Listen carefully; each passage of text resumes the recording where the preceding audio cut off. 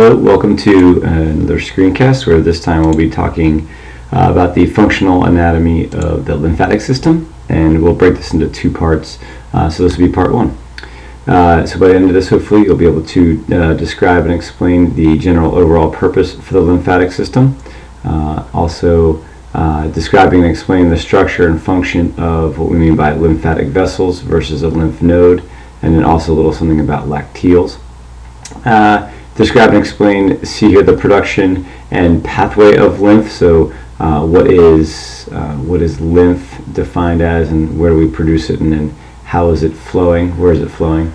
And then lastly here, looking for similarities and differences between how the lymphatic system is structurally and functionally related to the cardiovascular system. I think this should be rather obvious too.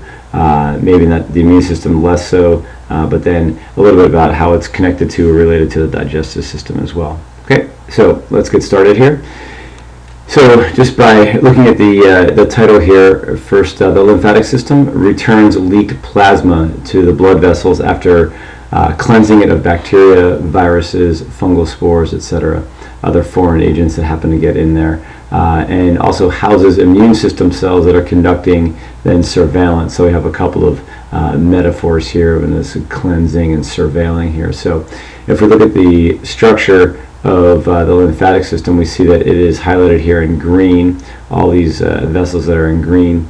And as we noted up here, it returns any sort of leaked plasma. So that's leaked plasma that came out of the blood, and plasma again is mostly water, but also contains other substances as well. So all of these vessels here, these are lymphatic vessels, and there's a lymphatic vessel, and then all along here you have these nodes, right? So there's lymph nodes here, and most of you have heard of lymph nodes. You have these little nodes, but then you have these lymphatic vessels. So the leaked plasma is all being returned to the cardiovascular system right up here in the subclavian veins, which then drain into the superior vena cava and into the heart. So the pathway of flow here of all this lymph would be in this direction, right? Superiorly here, inferiorly here. So the lymph is draining in all of these directions back here to the subclavian veins and then into the superior vena cava, right? Where that returns is the thoracic duct on the left side of the body, and the right lymphatic duct on the right side, right? So a little bit more of that detail later on. So what is this lymph and how is it produced? Well, plasma is continually leaking from arterioles and capillaries because they're under pressure, and they are, remember, some of these capillaries are fenestrated here. So when that plasma, when the liquid part of the blood is in here, we call it plasma, right? And when it's inside the capillaries, we call it plasma. But you notice, like right here, it's sort of leaking out, right? And here it's leaking out, and when it gets into this white space here between the cells of the body, in the white space there, then we call this the interstitial fluid, right? Or the space between, right? So this is the space here between all the cells and surrounding all the cells. So it's still all water and nutrients and some minerals, ions dissolved in there. But when it's inside the blood vessel, we call it plasma. When it's between the cells, we call it interstitial fluid. And then eventually that is going to find its way into these blind-ended sacs. So you notice over here that the green ones, these are sort of blind-ended, right? But this capillary bed is intimately associated with these collecting ducts, right? So these collecting vessels here, and it is what's highlighted in green, right? So you'll see that all this, finds its way into all this fluid. This leaked plasma is going to find its way into these, and these are the lymphatic vessels, right? So a lymphatic vessel collects this leaked fluid, and so here we see the fluid entering the lymphatic capillary here. And you notice that these are endothelial cells here, and they're overlapped, and there's little gaps there. And what you also notice is that there are these valves, right? And so we have a valve that's open and a valve that's closed. So this looks like, or should remind you then, of a systemic vein, right, with these valves to ensure that the direction, the flow of this lymph is only in one direction. It's not going to flow back, right? So this valve is closed here to prevent that backflow. So you may ask, what keeps this flowing? And what keeps this flowing is the same thing that keeps blood flowing in the vein, right? That increases venous return, and that is muscle contractions, skeletal muscle contractions, as well as volume, pressure changes in the thorax, pressure changes in the thorax, right? When we're breathing, right, due to ventilation. So those pressure changes, move this fluid in one direction only. So we say that here the lymph is going to leak out, and the lymph will then be returned. So let me back up a second. Just let me clarify that once the fluid gets into the vessel here, we now refer to it as lymph, right? So again, it's either going to be plasma, it's going to be interstitial fluid,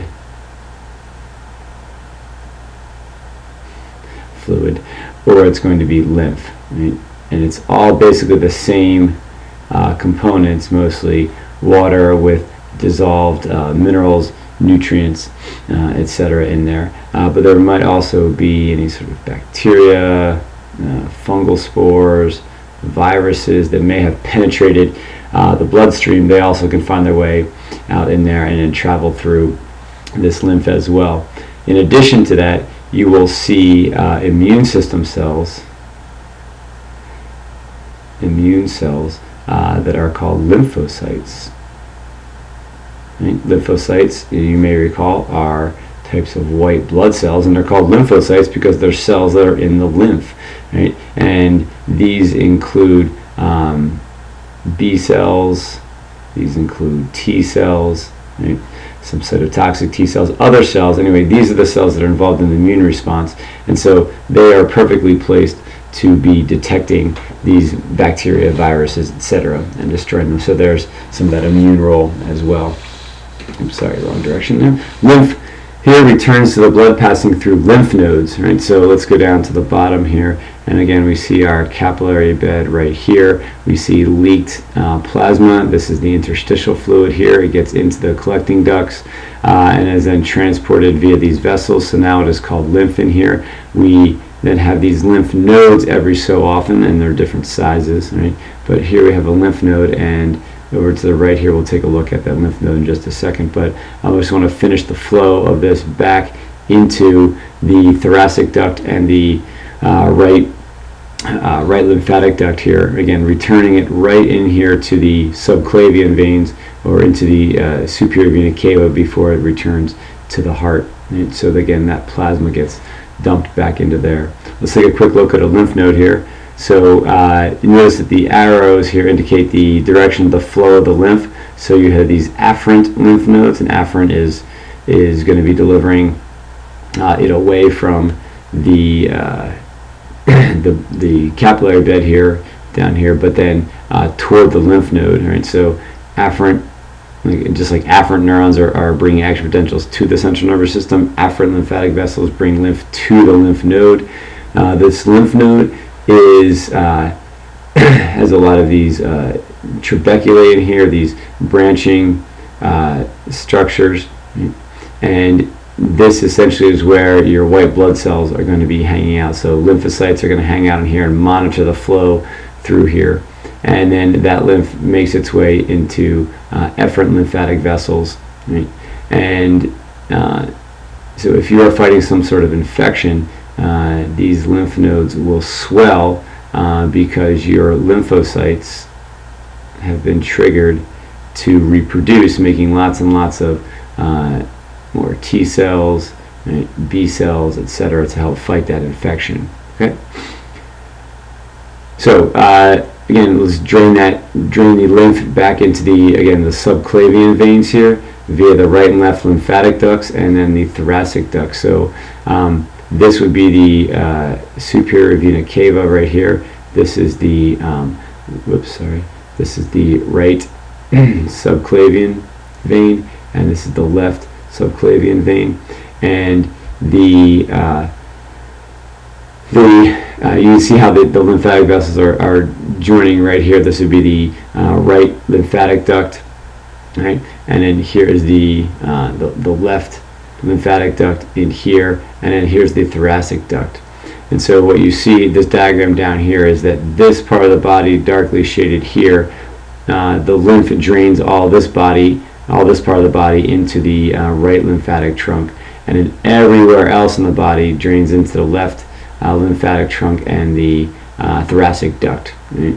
Shown right there. So this is how that plasma, that fluid, now called lymph, returns back into the blood, into the cardiovascular system, into the bloodstream, and then becomes plasma again, right? And then off you go. Okay, so just to kind of summarize, this leaked plasma is cleansed and returned to the blood via the lymphatic vessels and the lymph nodes, and here you see the collecting the lymphatic trunks there, and then lymph right back into the venous circulation.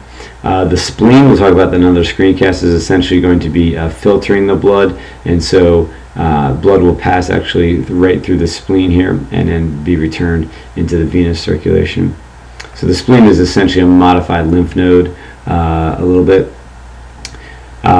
We talk about the digestive system, and fats are absorbed into things called lacteals in the villi of the intestines. So we see here's the intestine, and then this lacteal is going to drain right directly to the thoracic duct. So here these lacteals absorb fats, and in they go, and then that returns to, and it's called chyle here, and that chyle is a fatty lymph substance there. That then this is how fats actually get into the bloodstream, not the same way that proteins and carbohydrates do. And then lastly, lymphocytes here. Lymphocytes are produced in the marrow here, and B cells and pre-T cells enter the circulation there. The B cells and T cells then will be circulated throughout all the lymphatic tissues, right? This way. We'll talk about the thymus in another screencast as well, and these pre-T cells and T cells. Okay, so hopefully now you're able to describe and explain the purpose of the lymphatic system in general, a little bit about the structure of a lymphatic vessel and the lymph nodes, as well as a lacteal, the production and the pathway of lymph, where does it come from, what is lymph, and then a little bit about how the lymphatic system is structurally and functionally related to cardiovascular system, the immune system, and its link to, of course, the digestive system. Okay, thanks for listening. Bring any questions you have to class.